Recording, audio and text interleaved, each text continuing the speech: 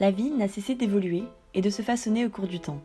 Les routes ont été les premiers moteurs de circulation et de connexion terrestre. Avec le temps, les premiers grands axes sont venus se tracer, formant jusqu'à aujourd'hui une énorme toile d'araignée dans le tissu urbain. Ce phénomène étant constamment en plein essor, nous nous sommes intéressés à un projet actuel dans la ville de Marseille.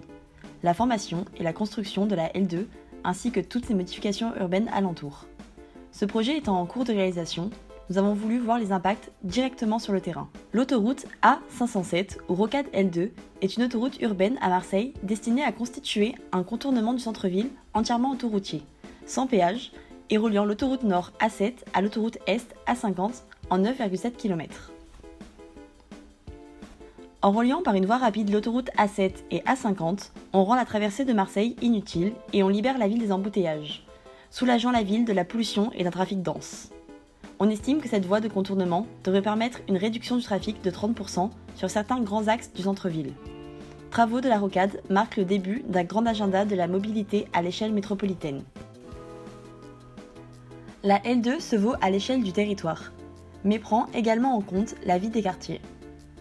Pour cela, le projet met en avant la requalification des espaces accessibles aux habitants, tels que des jardins, des zones végétalisées. La L2 comporte différents dispositifs routiers, tels que des échangeurs. Ils permettent, par un système de bretelles, de basculer et changer de direction, sans générer de ralentissement. Sur la L2, nous pouvons également observer l'échangeur des Arnavaux, l'échangeur de Saint-Jérôme, l'échangeur des Frévalons, également celui des Faïenciers, et enfin l'échangeur Florian.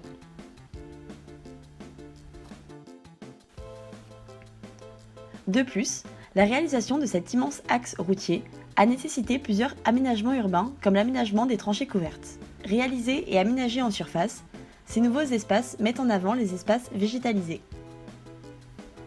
En parcourant la L2, nous pouvons observer l'aménagement sur dalle de Sainte-Marthe, le passage sous le centre commercial du Merlan, la tranchée couverte des Tilleuls,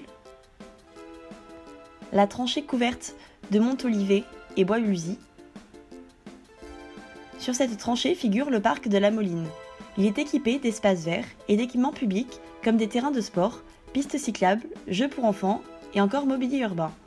La suite se poursuit avec la tranchée couverte de la Foragère et du secteur de la Parette.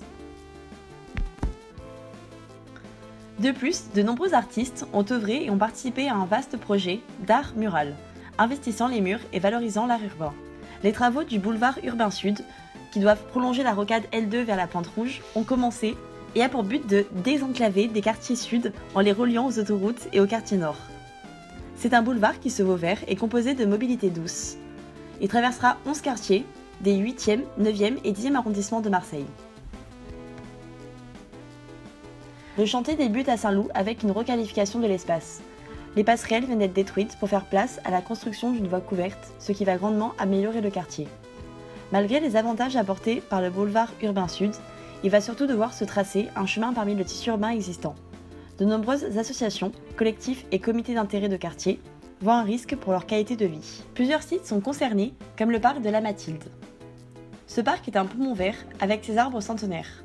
C'est un espace qui permet de créer des liens entre les habitants, de se détendre et de faire du sport. Il fait partie de l'identité du Caveau. Par la suite, le boulevard Urbain Sud va traverser les jardins familiaux de Joseph Aiguillet, mettant en danger la cohésion urbaine. Nous avons pu interroger l'expert comptable des jardins familiaux de Joseph Aiguillet. Le souci avec le boulevard Urbain Sud, qui devrait passer ici, là, jusqu'au bout là-bas. C'était un projet qui datait des années où il fallait toutes des voitures partout, et que maintenant les gens ils veulent plus de voitures, ils veulent des espaces pour respirer, et voilà. Alors oui, mais vous savez, on va vous faire que 2 fois une voie avec une piste cyclable, et vous faites rien du tout. On a des jardins, le quartier respire, les enfants des écoles y viennent, donc on ne veut pas. La seigneurie ou encore la pinette du roi d'Espagne est également touchée par la construction de ce boulevard. Les bâtiments s'intègrent dans une vaste pinède, créant une ville haute dans les collines, caractérisée par une composition grandiose et construite sur le modèle des cités-jardins. Le boulevard Urbain Sud se termine à la Pointe Rouge et mène directement à la mer. Une partie a déjà préalablement été construite et n'attend maintenant qu'à se relier au projet du boulevard Urbain Sud.